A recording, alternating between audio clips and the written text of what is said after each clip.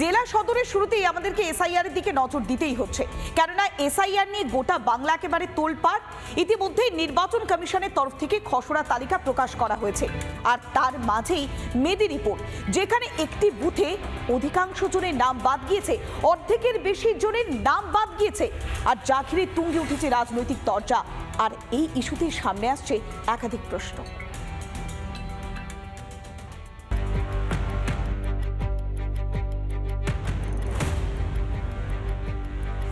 মোট ভোটার 761 জন, নাম বাদ পড়েছে 358 জনের।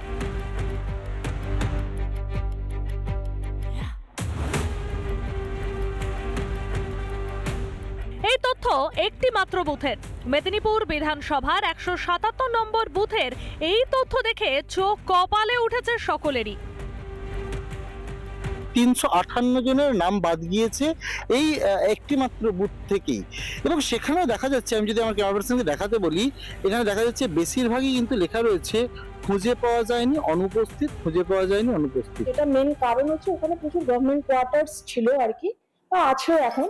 ফলে তৎকালীন যারা ছিলেন তারা হয়তো শিফট হয়ে চলে গেছেন।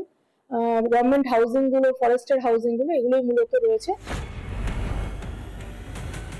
এখানেই দেখতে পাচ্ছি যে প্রায় অর্ধেক ভোটার খুঁজে পাওয়া যাচ্ছে না। তার মানে হচ্ছে ভোটার লিস্টে নামগুলোকে রেখে দিয়ে তৃণমূল কংগ্রেস ভোটগুলোকে চুরি করত। খুঁজে পাওয়া গেল না বলা হচ্ছে, তাহলে তারা মৃতময়, তারা ওখানকার ভোটার, কিন্তু সামহাও হয়তো বিএলওদের কোথাও গাফিলতি ছিল যে তাদের কাছে পর্যন্ত পৌঁছাতে পারেনি, বা তারা হয়তো এই মুহূর্তে চাকরি সূত্রে কেউ বাইরে থাকতে পারে। এই আবহে গ্রাউন্ড জিরোয় পৌঁছে যায় রিপাবলিক বাংলা।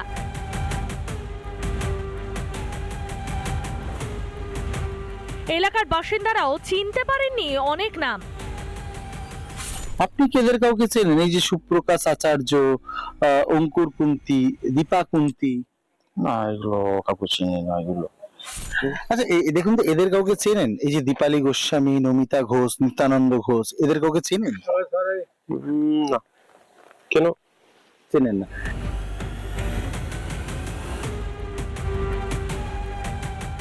একটা বুথে যেখানে 700-র বেশি ভোটার, আর সেখানে খুঁজে পাওয়া গেল না 358 জনকে, যার মধ্যে 350 জনই অনুপস্থিত ভোটার বা অ্যাবসেন্ট ভোটার।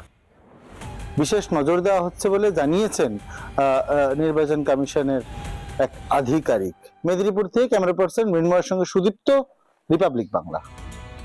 নানা ধরনের কন্টেন্ট দেখার জন্য লাইক করুন, শেয়ার করুন আমাদের ফেসবুক পেজ, সাবস্ক্রাইব করুন আমাদের ইউটিউব চ্যানেল।